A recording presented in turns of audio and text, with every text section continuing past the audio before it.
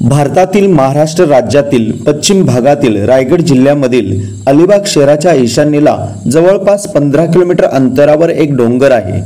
अंदाजे उंची 385 मीटर एवढी असून माथ्यावर एक प्रसिद्ध प्राचीन स्वयंभू शिवमंदिर आहे, ते म्हणजेच श्री कनकेश्वर देवस्थान।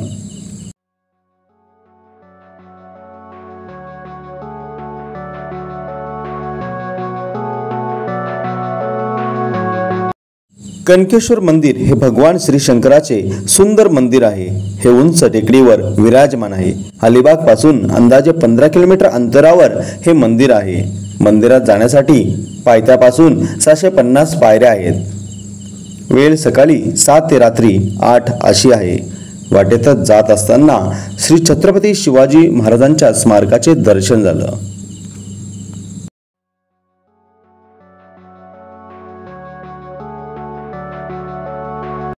आजच्या कनकेश्वर अभ्यास मोहिमेचा इंट्रो माझा मुलगा दुर्गवीर कुमार देवेंद्र रोहिदास ठोंबरे आणि माझी मुलगी गिर्यारोहिका कुमारी भूमी रोहिदास ठोंबरे करणार आहेत। नमस्कार मित्रांनो, आज तुमचं स्वागत आहे रोहिदास ठोंबरेंच्या व्हिडिओ। आज आम्ही कंकेश्वरला आलोत आणि आपण कंकेश्वरला भेट देणार आहोत। 705 पायऱ्या आहेत। जय शिवराय मित्रांनो, आज आम्ही आलो कनकेश्वरला आणि कनकेश्वर हे महादेवाचं एक स्थान आहे आणि आंग्रे यांचं कुलदैवत। खास हा इतिहास या कनकेश्वरला लाभलेला आहे आणि इथंच आता आम्ही आमची दुर्गराणी पार केलेली आहेत आणि आजच्या या ट्रेक नाही म्हणताना आपण एक देवस्थानला आज भेट द्यायला चाललो आहोत आणि पावसाळ्यातला हा खूप सारा मस्तपैकी नजारा आपल्याला दिसतो आहे आणि श्रावण महिना सुरू झाला आहे आणि हा 2 दिवसानंतर दुसरा श्रावणी सोमवार आहे आणि आज आम्ही प्रत्यक्ष महादेवाचं दर्शन करणार आहोत। माझ्यासोबत संपूर्ण माझा कुटुंब आहे। माझी पत्नी दुर्गवीर आपला श्री देवेन आणि आमची जी गिर्यारोहक आहे, लहान गिर्यारोहक, ती आमची भूमी आणि माझ्यासोबत नेहमी ट्रेकिंगला सोबत असणं माझ्या भावाचा मुलगा गौरव ठोंबरे। सो हा व्लॉग अत्यंत एकदम दमदार असा होणार आहे आणि पूर्ण याच्यामध्ये कनकेश्वरचा इतिहास आपण प्रेझेंट करणार आहोत। सो चला मग, जय शिवराय, हर हर महादेव। अशी आज गर्दी दिसते आपल्याला इथे आजूबाजूला खूप साऱ्या इथे गाड्या लागलेल्या आहेत। पण एक मला थोडं सांगावंसं वाटतं की तुम्ही जेव्हा गडकिल्ल्यावर किंवा देवस्थान असतील जेव्हा याल ना, तिथे तेव्हा असं कचरा नका करू। तुम्ही आपला आणलेला कचरा आहे ना आपापल्या घरी घेऊन जा, कारण निसर्गाला उगाचच तुम्ही खराब करता। तर हे माझं सर्वांना आव्हान आहे की आपला आणलेला कचरा आपापल्या घरी घेऊन जा। इंट्रो देण्यासाठी जवळपास माझे 20 मिनटं गेले खाली, कारण इंट्रो जेव्हा करायला मी जात होतो तेव्हा प्रचंड पब्लिक क्राऊड असल्याने इंट्रोला एक टायमिंगच भेटत नव्हता आणि आता पाऊस इथे थांबलेला आहे आणि बऱ्यापैकी क्राऊड वरती गेलेला आहे, त्यामुळं व्यवस्थित मला हवं तसं शूट करायला मिळेल आणि नक्कीच त्याचा पूर्ण इतिहास आपण कनकेश्वरचा या व्लॉगच्या माध्यमातून आज सर्वांसमोर आपण आणण्याचा प्रयत्न करू। मस्त क्लायमेट आहे।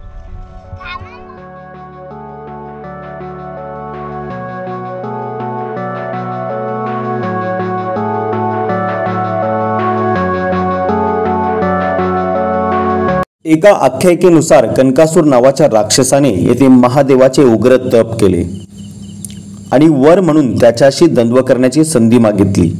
हे द्वंद्व अनिर्णित राहिले। प्रसन्न झालेल्या भगवान शंकराने कनकासूर दैत्याला उद्धार करणारा वर मागण्यास सांगितले। त्याप्रमाणे राक्षसाने डोंगरावर भगवान शंकर आणि कनकासूर या दोघांचे वास्तव्य असावे असा वर मागितला। भगवान शंकराने राक्षसाला पालथे पडण्यास सांगितले व त्याच्या पाठीवर यज्ञ केला। त्यात कनकासूर भस्मसात होऊन त्यास मुक्ती मिळाली व हे स्थान कनकेश्वर म्हणून प्रसिद्ध झाले, अशी ही कहाणी।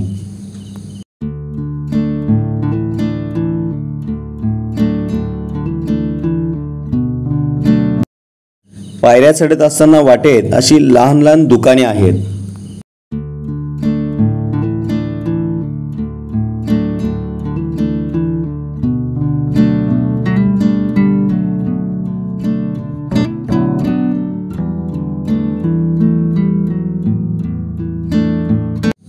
ही आहे कनकेश्वर पाऊलखुणा असलेली देवाची पायरी. रघुजी आंग्र्यांचे दिवाण गोविंद सेठ देवादास दलाल यांनी कनकेश्वर मंदिराची पुष्करणी आणि पायऱ्यांचे काम स्वखर्चाने इसवी सन 1774 जूनच्या सुमारास केल्याची नोंद आढळते. या पायरीपासून कनकेश्वरला पोचायला 350 पायऱ्या अजून जावे लागतं.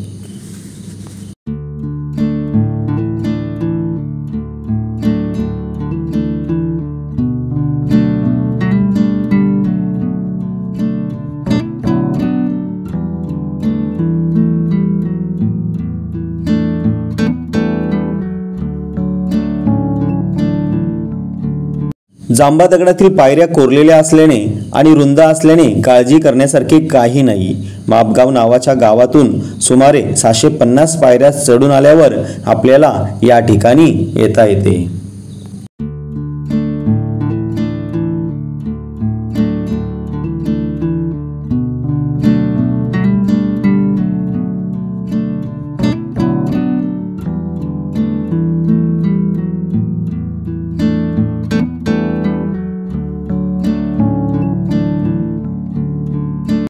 पावसाळ्यात येथे निसर्ग भरात असतो. तुम्ही तुमच्या संपूर्ण कुटुंबासोबत आरामात इथे येऊ शकता.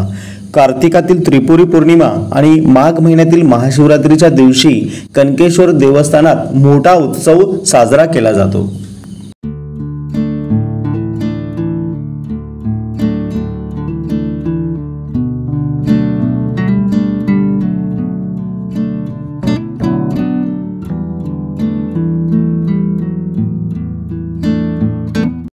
जवळपास आता आम्ही थोडंसं अंतर राहिले, थेट कनकेश्वराच्या तिथे आम्ही आता पोहोचणार आहोत. आणि दुर्गवीर माझ्यासोबत आहे. आणि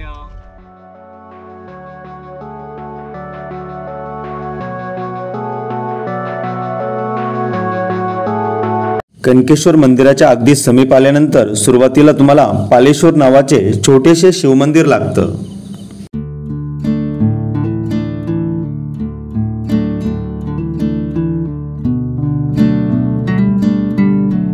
फायनली आपण 1 तासाच्या उभ्या ह्या चढाईनंतर आपण कनकेश्वर या ठिकाणी आलेलो आहोत. आणि पाहू शकताय कनकेश्वर आणि प्रचंड असा क्राऊड आहे. त्यांचा आवाज येतोय. शूट करायला व्यत्यय खूप येणार आहे.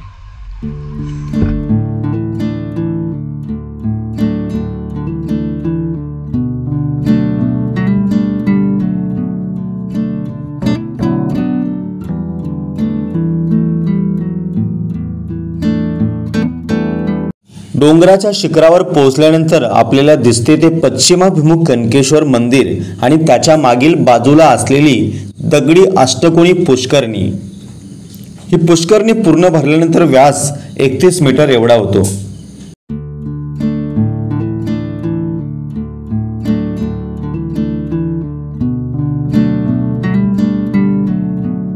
कनकेश्वर हे आंग्रे घराण्याचे कुलदैवत असल्याने याला विशेष महत्त्व आहे. रघुजी आंग्र्यांनी पायथ्याजवळील 6 गाव या गावाचे उत्पन्न कनकेश्वराची व्यवस्था पाहण्यासाठी देवस्थानाला मिळावे याकरिता श्रीमंत माधवराव पेशवे यांच्याशी पत्रव्यवहार केलेला दिसतो.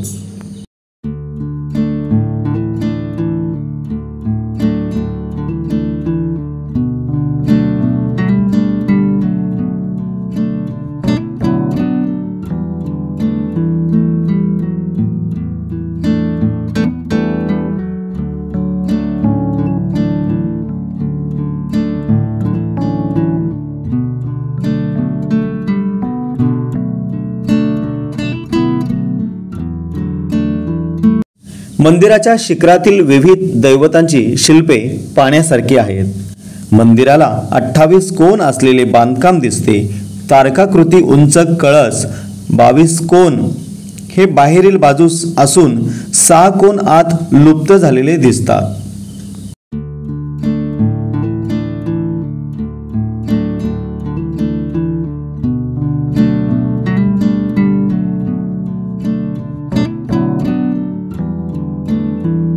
या मंदिराचं नक्षीकाम एवढं सुरेख आहे की पाहतच राहावं.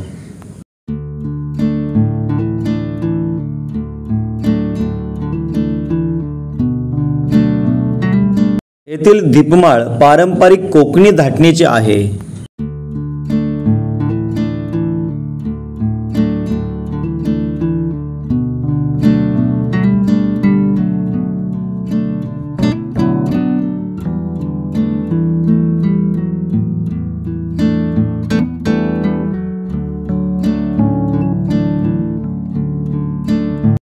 मंदिराच्या दर्शनी भागातील बांधकाम तुलनेने नवीन असून लोक वर्गणीतून केले गेले आहे.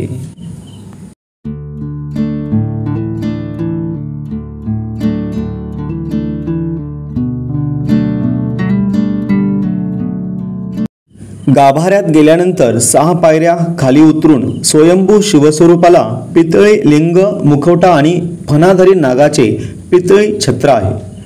कोणाकृती छेद असल्याने गर्भगृहात केलेला ओम नमः शिवायचा जप आणि घंटेचा निनाद मनात घर करून राहील असा निनाद तो.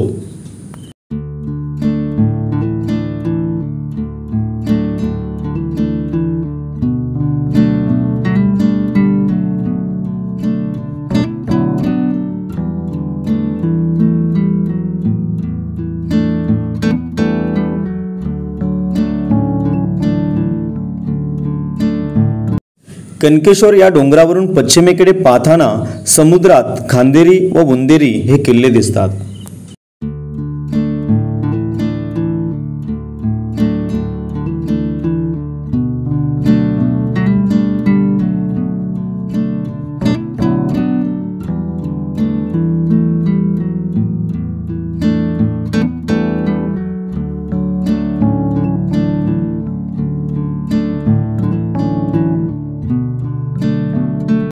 याच मंदिराच्या परिसरात अनेक छोटी छोटी दगडी मंदिरे आहेत.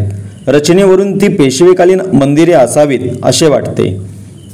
रामेश्वर, रामसिद्धिविनायक, मानकेश्वर, कुडेश्वर, कृष्ण बलराम, लक्ष्मी विष्णू मंदिर, विविध धर्मशाळा या ठिकाणी आहेत.